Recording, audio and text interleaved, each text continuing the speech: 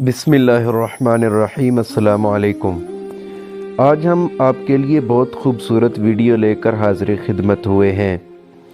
आपको पता है कि मुसलमान वो होता है जो रब का कुरान सुनकर उसका ईमान बढ़ जाता है, उसके दिल में अल्लाह की कैफियत और अल्लाह का डर पैदा हो जाता है, अल्लाह ताला की खफियत उसके दिल में पैदा हो जाती है और अजीब सी कैफियत मुसलमान के दिल में पैदा होती है जब वो कुरान सुनता है। इस एशिया के सबसे बड़े आलिम डॉक्टर जाकिर नाइक, जिनके बारे में मशहूर है कि उन्होंने तकरीबन 10 लाख मुसलमान किए हैं, वो भी किस तरह एक मशहूर कारी फ़तेह की ज़ुबानी कुरान सुन रहे हैं और लुत्फ़ अंदोज़ हो रहे हैं।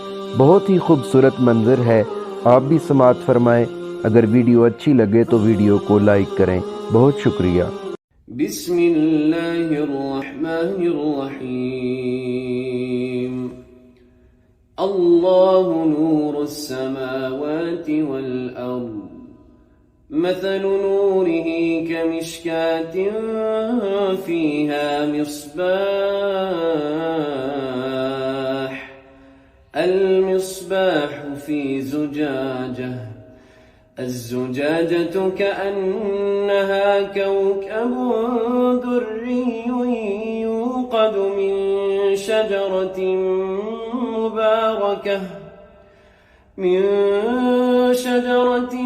مباركة زيتونة لا شرقية ولا غربية، يكاد زيتها يضيء